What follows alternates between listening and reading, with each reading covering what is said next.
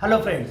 तो नीट 2021 में बेटा एमपी जो स्टेट है उसकी काउंसलिंग प्रोसेस में रजिस्ट्रेशन की जो प्रोसेस है वो 22 दिसंबर 2021 से स्टार्ट होने वाली है।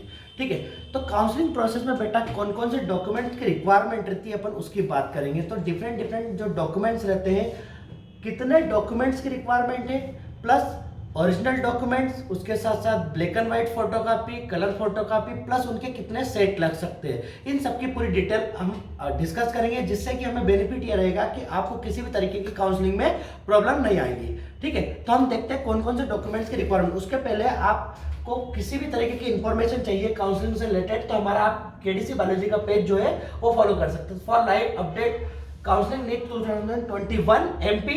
उसके लिए आप बेटा यूट्यूब चैनल को सब्सक्राइब करने के साथ साथ बेटा इंस्टाग्राम, टेलीग्राम और फेसबुक के जो हमारे पेज है, चैनल है, उनको लाइक, सब्सक्राइब और शेयर कर सकते हैं। ठीक है, तो कौन कौन से डॉक्यूमेंट्स की रिक्वायरमेंट होती है हम देख लेंगे इसके अंदर। देखिए,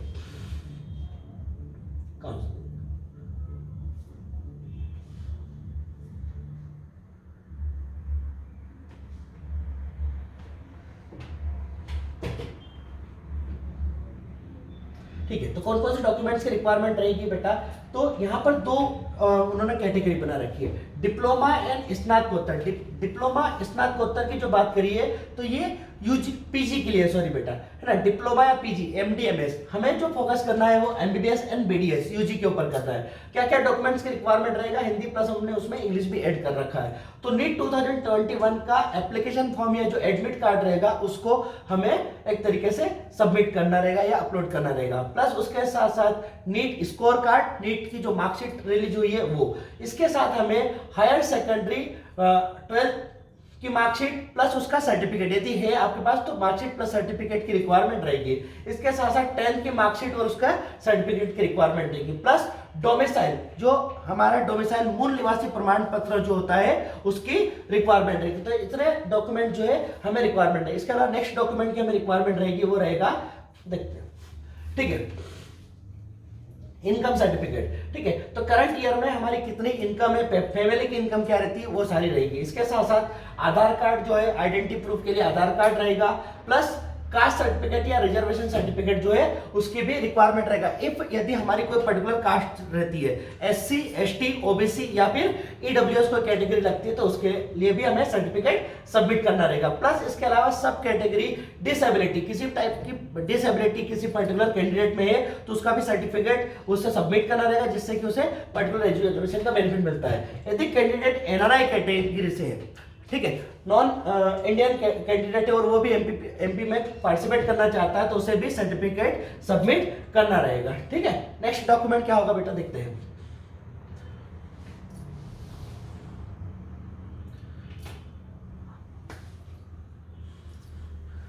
स्टेट सीट लिविंग बॉन्ड, ये जब एडमिशन की प्रोसेस जब कंप्लीट हो जाती है, मेडिकल कॉलेज के अंदर जब हमारा एडमिशन होता है और एडमिशन डन हो जाता है, देन आफ्टर हमें सीट लिविंग बॉन्ड सबमिट करना रहता है। रूरल सर्विस या रूरल सर्विस जो होता है वो बॉन्ड हमें सबमिट करना रहता है, प्लस इसके साथ साथ एक हमें एफिडेविट देना रहता है, जिससे कि ये कंफर्म रहता है कि हम सिर्फ और सिर्फ एमपी स्टेट से ही बिलोंग करते हैं, किसी अदर स्टेट से बिलोंग नहीं करते हैं। प्लस इसके साथ सब कैटेगरी, सैनिक कैटेगरी, यदि आपके पेरेंट्स मिलिट्री पर्सन है, मिलिट्री पर्सन का मतलब होता है कि या तो वो आर्मी में है या फिर एयरफोर्स या फिर नेवी, किसी भी इन तीनों में से किसी कैटेगरी में है तो उसका भी मेडिकल एस्पिरेंट को बेनिफिट मिल सकता है, किसमें, मेडिकल एंट्रेंस एग्जाम के प्रोसेस में, काउंसलिंग प्रोसेस में। प्लस इसके साथ साथ freedom fighter certificate, freedom fighter certificate भी यदि आपके पास हो तो उसमें भी आपको रिजर्वेशन या एक तरीके से बेनिफिट मिल सकता है। जो फ्रीडम फाइटर सर्टिफिकेट जो एलिजिबल होता है वो सिर्फ और सिर्फ बेटे के लिए या फिर पोते पोती या फिर नाती नाती, सिर्फ यहीं तक का रहता है, मतलब थर्ड जनरेशन तक आकर के वो कंप्लीट हो जाता है। तो इतने सारे डॉक्यूमेंट्स की हमें रिक्वायरमेंट रहती है। ठीक है, तो हम देखेंगे बेटा, तो 2021 की एमपी स्टेट की काउंसलिंग में कितने सारे डॉक्यूमेंट्स की रिक्वायरमेंट होती है। ये सारे डॉक्यूमेंट्स आपको एट ए टाइम काउंसलिंग के रजिस्ट्रेशन के प्रोसेस के टाइम पर भी बहुत सारे डॉक्यूमेंट्स हमें अपलोड करने रहेंगे। देन आफ्टर जब स्क्रूटनी होगी उस समय भी ये सारे डॉक्यूमेंट जो है आपको स्क्रूटनी के टाइम पर आपको वेरिफिकेशन के लिए शो करना रहेगा। अब यहाँ पर काउंसलिंग की प्रोसेस को इजी करने के लिए, आप परेशान ना हो इसके लिए क्या करना रहेगा, तो सबसे पहले हमें क्या करना पड़ेगा, जितने भी ओरिजिनल डॉक्यूमेंट होते हैं उन सबकी एक फाइल बनाना है, ठीक है। सीक्वेंस वाइज जो डीएमई ने एक प्रोफार्मा रिलीज किया है, किस सीक्वेंस से हमें जमाना है वो भी हम एक वीडियो के थ्रू बता देंगे, अकॉर्डिंग जमाना है। प्लस हमें बेटा कम से कम हर एक डॉक्यूमेंट्स की कम से कम हमें 2 या 3 भी आप कलर फोटो करवा लें सभी डॉक्यूमेंट्स की, तो ये बहुत बेनिफिशियल रहेगा, जिससे कि हमारी काउंसलिंग प्रोसेस इजी हो जाएगी। तो 1 सेट तो हमें ओरिजिनल का बनाना ही है, उसके साथ साथ हमें कम से कम 2 या 3, यदि आपको लगता है कि सेकंड राउंड या third round mop up round CLC तक आपको बैठना पड़ रहा है, तो मेरी एडवाइस रहेगी आपको कि कम से कम आप 3 जो है कलर फोटोकॉपी बनवाइए हर एक डॉक्यूमेंट की। प्लस इसके साथ साथ जो होता है, हमें कम से कम हर एक डॉक्यूमेंट के 10 ब्लैक एंड व्हाइट फोटोकॉपी की रिक्वायरमेंट रहेगी। कॉलेज में जो सब्जेक्ट होगा बेटा वो 1 ओरिजिनल, 1 कलर फोटोकॉपी प्लस 1 जो है वो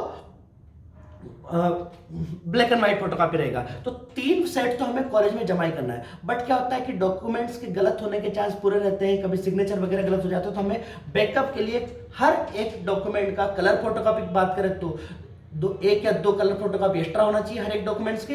प्लस ब्लैक एंड व्हाइट का जो है कम से कम 4-5 कॉपी रहेगी। तो हमें जब काउंसलिंग की प्रोसेस होगी, जब स्क्रूटनी होगी, एक्चुअल में जब ज्यादा प्रॉब्लम जो होती है स्क्रूटनी के टाइम पर होती है, क्योंकि वहां पर एक एक डॉक्यूमेंट्स को वेरीफाई किया जाता है, वहां हमें परेशान ना हो, इसलिए पहले से ही हमें फोटोकॉपी जो है वो अरेंज करके रखना है। दूसरा आपको ध्यान रखना है कि जो हमें फोटो यूज करना है, फोटो जो हमने नीट 2021 का फॉर्म फिलअप करते समय जो फोटो लिया था, एज इट इज हमें फोटो कम से कम मैं आपको एडवाइस दूंगा कि 50 फोटो का अरेंजमेंट कर लीजिए। 50 पासपोर्ट साइज फोटो और कम से कम 2 या 3 जो है पोस्ट कार्ड साइज फोटो का आप अरेंजमेंट करके रखेंगे, तो काउंसलिंग प्रोसेस में बिल्कुल भी दिक्कत नहीं आएगी।